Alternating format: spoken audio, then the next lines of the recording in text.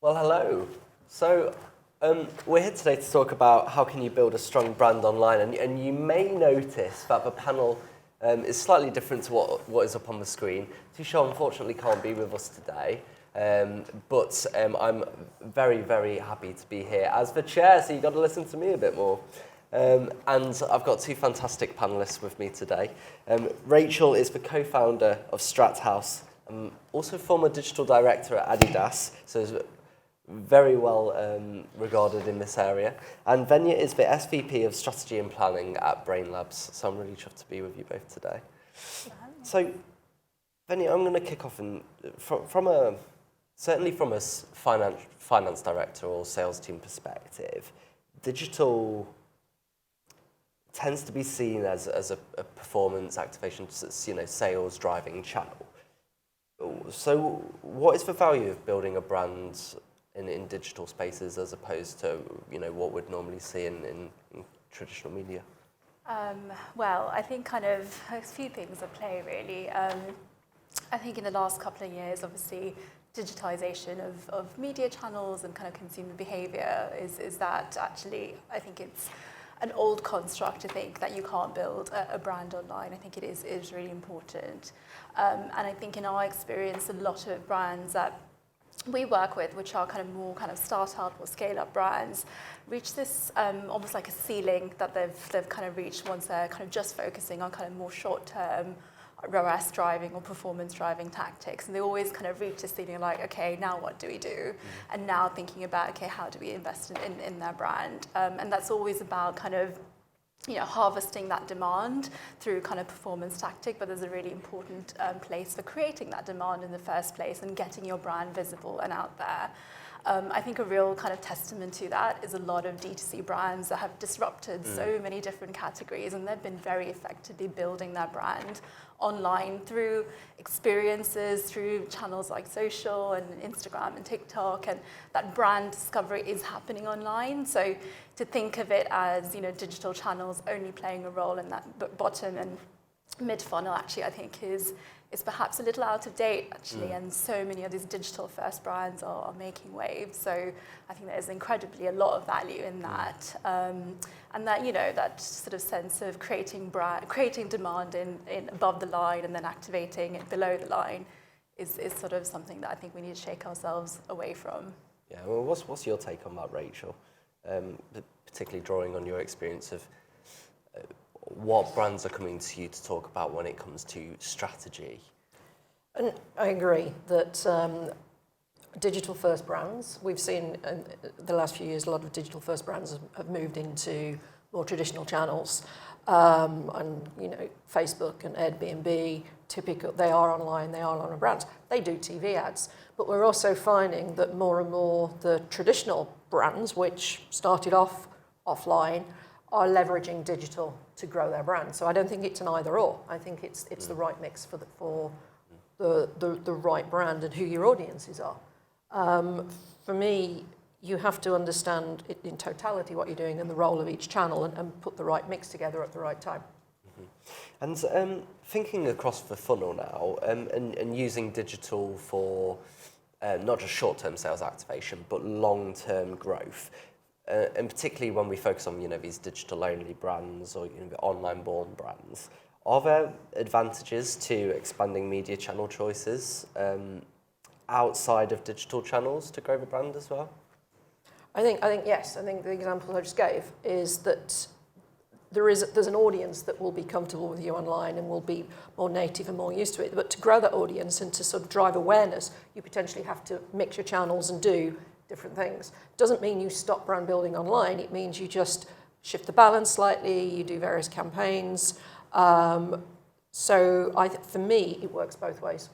And what about for you? What are you seeing from your clients? I mean, I think a good example is all the kind of instant commerce brands that if you walk out on the street, every bus has, Gorilla on it or Getter on it or Zap on it. So they're a really interesting category where I think we're seeing something kind of quite interesting happen in that they're all fighting for this kind of share of attention. They fundamentally all have, relatively similar propositions, but where they're really trying to differentiate is kind of through their brand. branding them through kind of visibility and kind of making sure they're top of mind.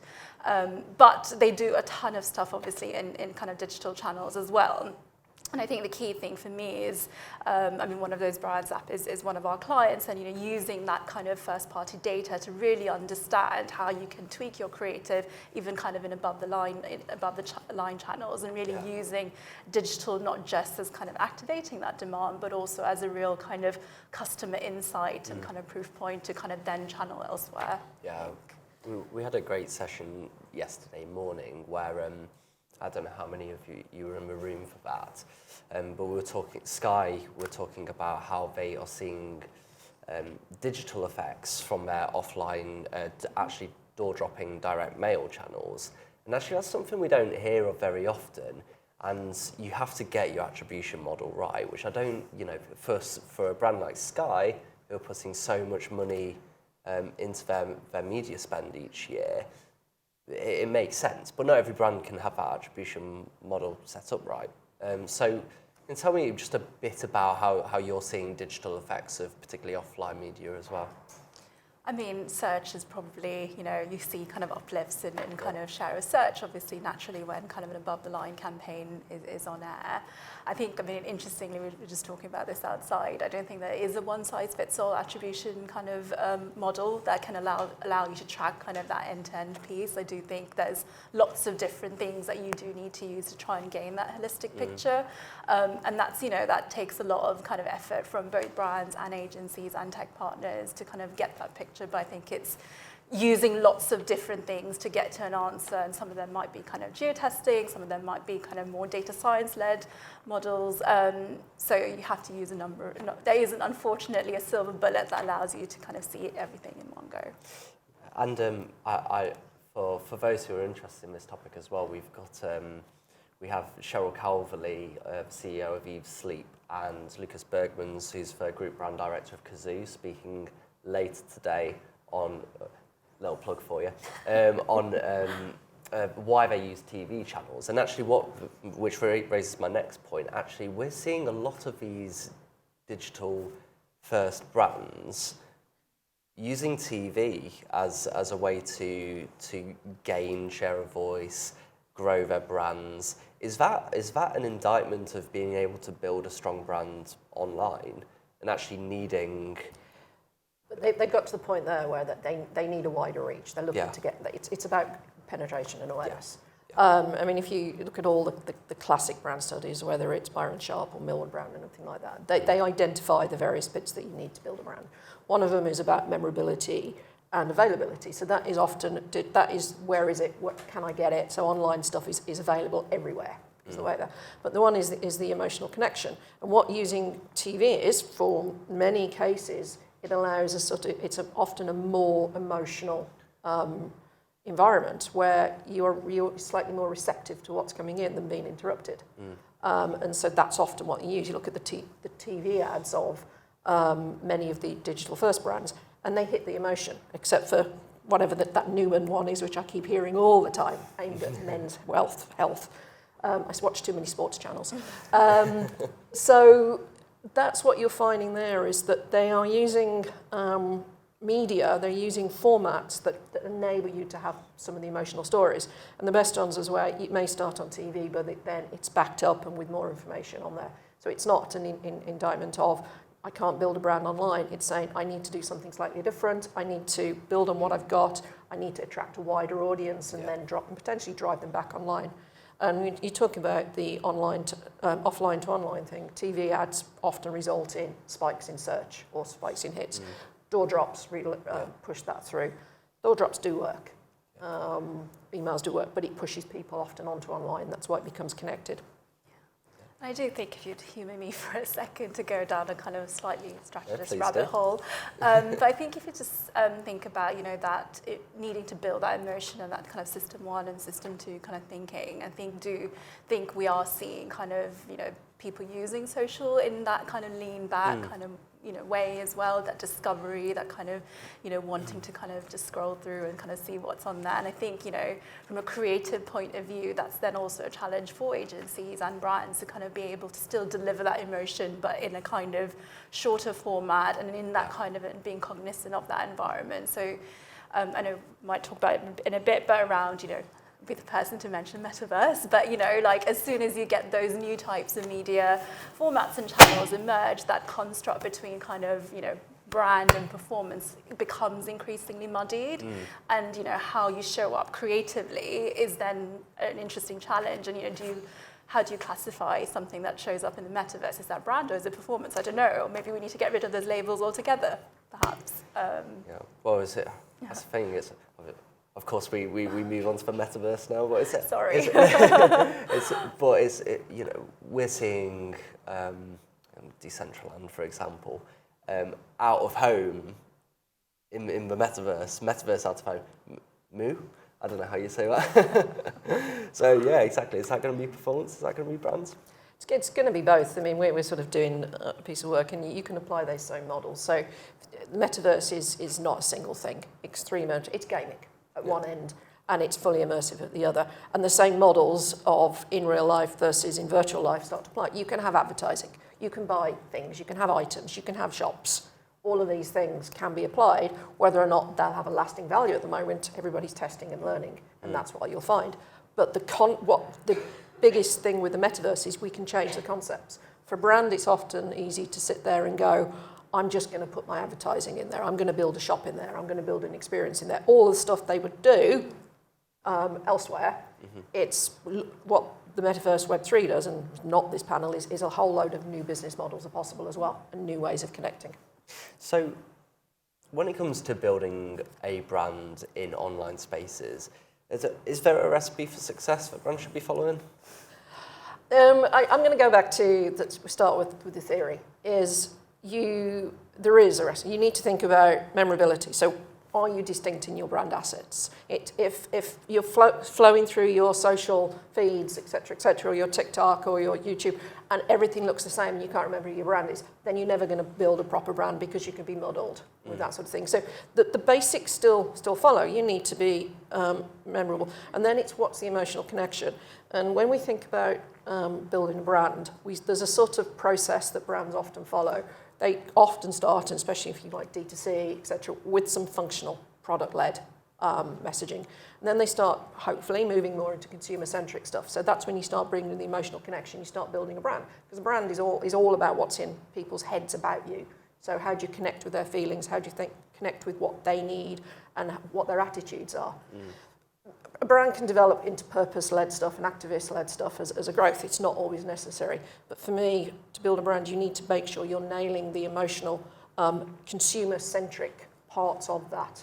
And to do that, you need to move beyond the buy messages into the connection messages, into conversational messages, into making sure that whatever you're doing always builds back up to the brand, even if it is about, I just want to do something fun, PR stuff. One of my clients is your previous speaker.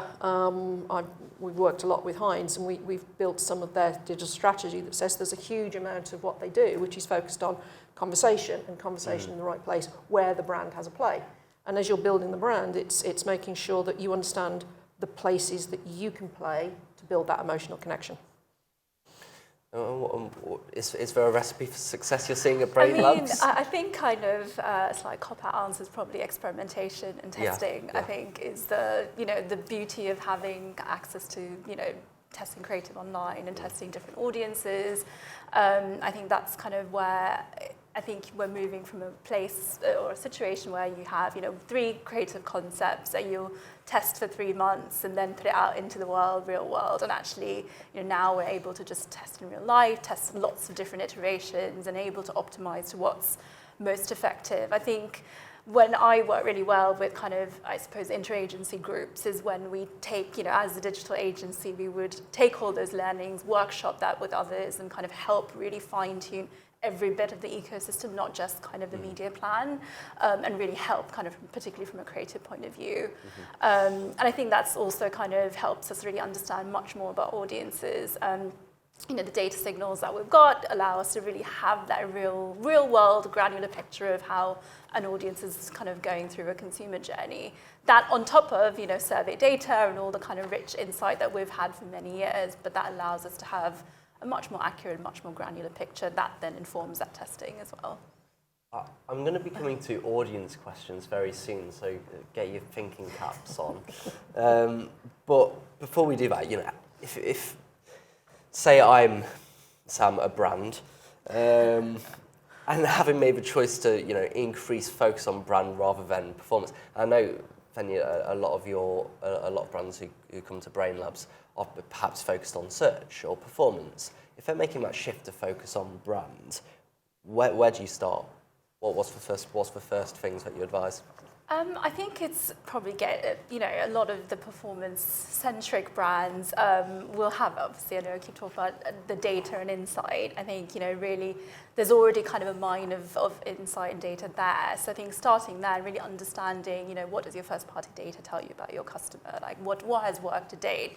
And using that as a springboard into, okay, now if we're going up into mid to upper funnels, how do we kind of, create kind of messaging and creative and kind of expand into those channels? And quite often you're building bottom to mid to then upper because, some clients who are performance marketers by trade are quite often quite skeptical about brand. They're like, oh, well, you kind of have to cross your fingers and hope it works. And there's a lot of testing and lots of, measurement pieces, geo-testing and things like that. You can kind of help to navigate that and take them on that journey. But it's really interesting, a lot of people are grappling with that same question, even though there is a lot of proven, theory and, research papers done into this. There is still a degree of skepticism, and I think, our job as agencies is to help marketers kind of go on that journey, I think. Mm-hmm. And I'm actually going to say there's a step before that, which is an internal step. If you as a company, as a brand, has decided that you're going to push into that area, you have to be clear that internally you understand who you are, what you're doing, what your brand is. We do a lot of work working with people to build brands, amend the brands, reshape them. And the first thing you end up doing is finding out that you can get 10 different answers in a group of 6 people about who they are, what their actual brand is. So you can't do any of that stuff until you've got a clear understanding internally. Then once you've built that, what do your customers want? Where do you resonate? Yeah. What are you building? And you start building up what those emotional connections are, what those stories are, what those journeys are, how you want to present yourself to the world. Because what you're trying to do is build what you think you are into the minds of your customers. And then, so you've got to sort of do that connection. And then you do the test and learn, the creative, because is what you're doing, is what you're pushing out there, actually making those connections in people's brains. Yeah, and also thinking of the total ecosystem, right? It's not just about paid media, right? Thinking about the landing page, thinking about on-site optimization, thinking about SEO, like everything kind of connects up together. I think a real kind of, I suppose, not watch out, but something that we constantly come unstuck on is the silos. There's a different agency for every single discipline. A client side is a different client for it. So, that's a real challenge. And I think not many people have figured it out. And I think the client actually plays an important role in that orchestration of the agencies and bringing those specialists together in a genuinely collaborative way, and that's actually really hard in reality. Have we got any audience questions at the moment? I've got quite a few more to ask, but I just wanted to see if anybody had a question. Yeah, we've got a microphone that's coming straight to you. It's because it's been recorded, so. Fair enough. Hi, everyone. Thank you so much for coming. Really appreciated all of the comments and tips. I'm kind of curious, because you work with a lot of startup brands. What is your approach in building one's brand online, startup versus an already established brand? Because I'm sure they look at it very differently. There's this whole topic about, what's the word? Document, don't create, and all of that. How do you approach that when you're comparing those two? It's a really great question, and I think what we find is a lot of our startup scale-up brands ask us, how do you become an established brand? And a lot of the established brands how can we act more like a startup brand? And I think, there's, kind of going back to kind of what Rachel was saying, I think, spending really a lot of time really understanding what's the essence of your brand and really aligning on that one purpose and the vision. And, understanding through what you've learned to date in the journey that you've been on around kind of what your segments are, what your customer is, and spending a lot of work with your agency or your partners, understanding, okay, if these are my customers right now, where's my future growth going to come from, and how do I position my brand? Because what you've done to date is not going to, get you to the next stage of growth, right? But I think kind of one of the things I would say that established brands are still desperately trying to learn from the startup is that agility, is that experimentation, and also kind of not being tied to those legacy models.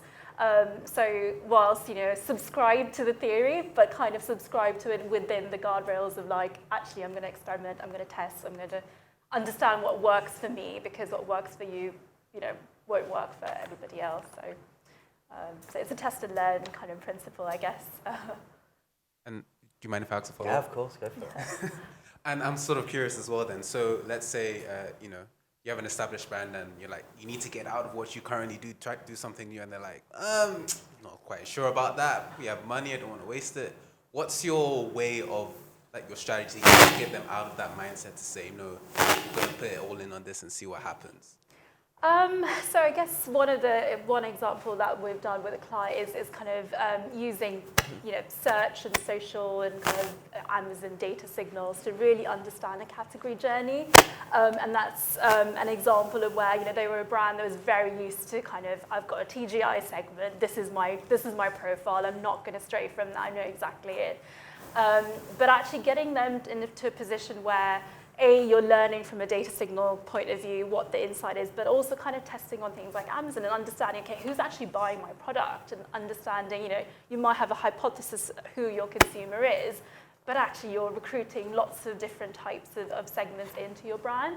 So getting them into that experimentation mindset, I think, is the big kind of step change. And I think a lot of big established brands are doing that. They're, D2C brands, they have these kind of innovation brands that they kind of keep as like an incubator, and have, the ability to be a bit more innovative. So that's a real positive to see, I think. And find the experimental client. There's always someone who you can convince to who will have a little bit of budget, hopefully, and will try and test something. So that's always a good, find the right little client. Any more audience questions? No? Okay, so we're coming to the end now. Future Facebook, I mean, we called the future of brands, and I try to put a future-facing question in there. What's going to be impacting, or what would you say is the one biggest thing that's going to be impacting brands over the next few years when it comes to building brands online? It's the new explosion of channels, the new explosion of opportunities. It's happening. It's very rapidly becoming something a brand needs to have a position on. And whether you call it Web3, whether you call it the Metaverse, it is a whole new space to play. And one of the great quotes I was reading the other day is that when Web 2 came along and the explosion of social channels, a lot of brands stood back the same way they did when digital came along, and said, well, what is it for us? Why should we be on here? And then once it became established, what you've got there is they play catch up. They never quite got the culture. They never quite got how it works as the early brands and early adopters who are out there testing and learning. And for me, it's not the future. It is the same thing again, is you need to keep an eye on what's going on, and you need to work out where to play and how to build into your organisation as a brand that ability to play, that ability to experiment, while not throwing everything out. Don't jump. Remember, there are cases, I mean, I'm going to through the Facebook saying video is it, and people jumped and pushed everything in. Don't throw everything out, but always keep an eye on testing and measuring to make sure that you're getting the right feedback and understand what you're doing. There's going to be a huge hype cycle, and there are probably a lot of people who have been through here before with the Metaverse, with a number of places on Second Life or Club Penguin or all of these things. We've gone through this cycle before. It will happen again. And then it'll come out of it into a new reality where there'll be more established sort of approaches. Now's the time to have a play. What she said.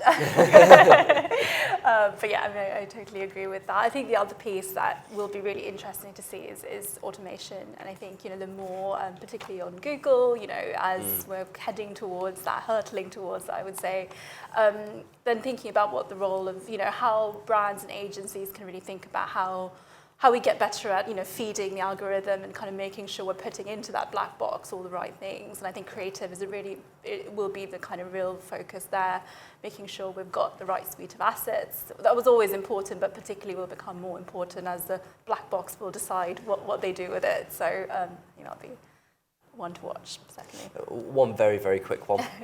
What is the future of brands?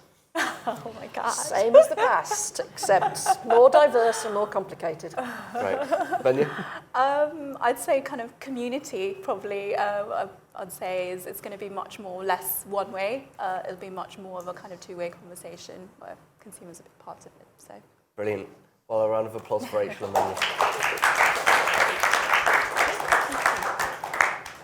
So we're going to go to a coffee break now, but I'll be back in this room interviewing Danone following the break. So it'll be about digital carbon footprints. It's going to be a really good session. So I hope to see all of you lovely faces back in here smiling up at me. I'll see you very shortly.